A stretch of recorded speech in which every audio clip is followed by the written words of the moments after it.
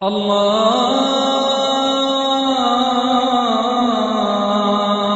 আকবার, আল্লাহু আকবার, আল্লাহু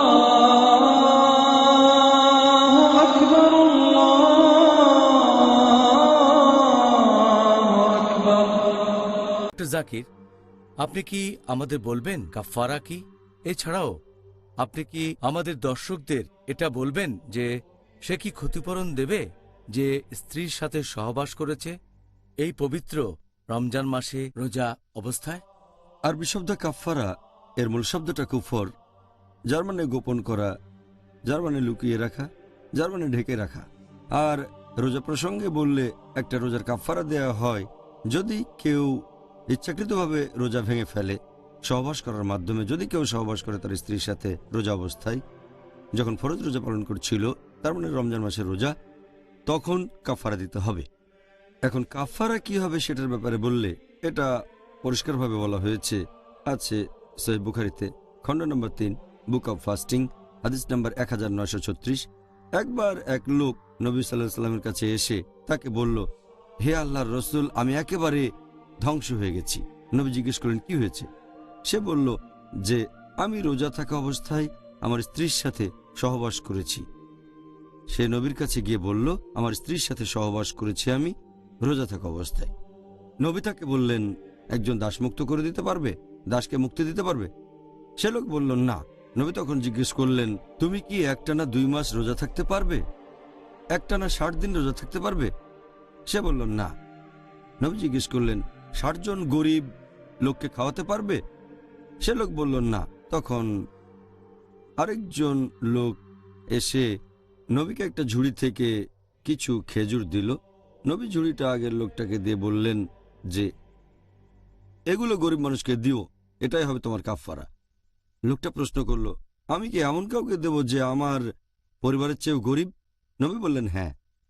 তখন সে লোকটা বলল, আমি আল্লাহ সুবহানাহু ওয়া তাআলার নামে বলছি, আমি এমন কোনো পরিবারকে চিনি না যারা আমার পরিবারের চেয়ে গরিব, মদিনার 2 পাহাড়ের মাঝে যাদেরকে আমি চিনি।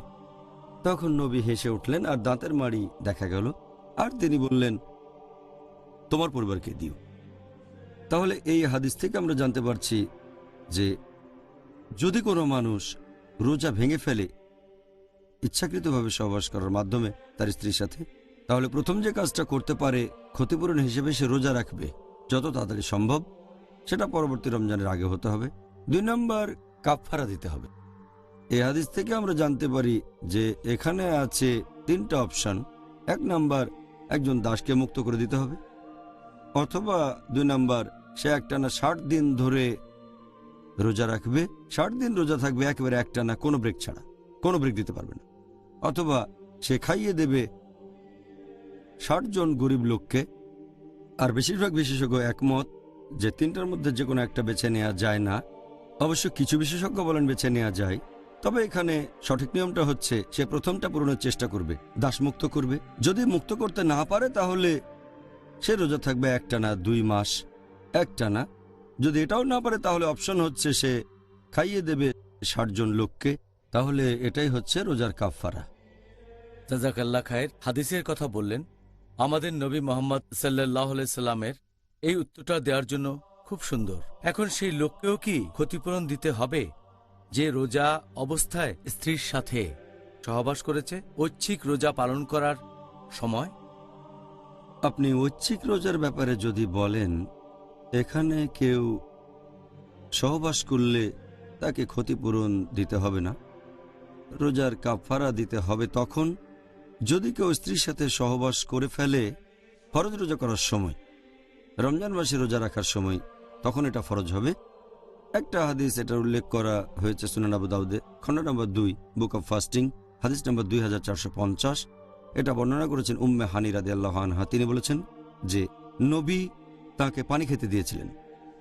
যখন মুসলিমরা মক্কা বিজয় করল, কেউ একজন নবীকে পানি দিলেন, নবী সেটা উম্মে হানিকে দিলেন। তিনি সেই পানি পান করে তারপর বললেন, আমি রোজা ভেঙে ফেলেছি, আমি রোজা ছিলাম। নবী তাকে জিজ্ঞেস করলেন, তুমি কি প্রায়শ্চিত্ত করছিলে? তিনি বললেন, না। তখন নবী বললেন, তাহলে কোনো সমস্যা নেই। যদি এটা ঐচ্ছিক রোজা হয় তাহলে কোনো সমস্যা নেই। এখান থেকে আমরা জানতে পারছি যে গুনাহ হবে শুধু তখন যখন ফরজ রোজা ভেঙে ফেলছেন আপনি। এটা যেহেতু ঐচ্ছিক রোজা, তাই এই রোজা ভেঙে ফেলতে পারেন। এ সময় চাইলে কিছু খেয়ে রোজা ভাঙতে পারেন। এ সম্পর্কে আগে কিছু হাদিস আমি বলেছি যে একবার এক লোক একজন সাহাবাকে খাওয়ার জন্য তার বাসায় দাওয়াত দিয়েছিল। সাহাবা বললেন, আমি রোজা আছি। তখন নবী বললেন, সে খাবার তৈরি করেছে টাকা খরচ করে, রোজা ভেঙে ফেলো, কারণ এটা ঐচ্ছিক রোজা। ঐচ্ছিক রোজা ভাঙা যায়, এতে কোনো গুনাহ হবে না। আর একইভাবে যদি কেউ সহবাস করে তার স্ত্রীর সাথে ঐচ্ছিক রোজার সময়, তাহলে এটাতে গুনাহ হবে না, কারণ এটা ঐচ্ছিক রোজা।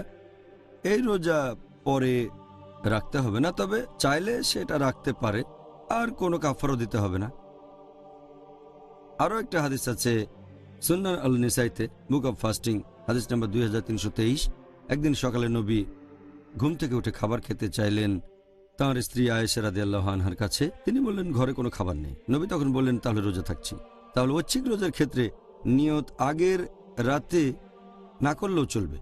আপনি নিয়ত করতে পারেন পরবর্তীতে, যদি ভোর থেকে কিছুই না খেয়ে থাকেন।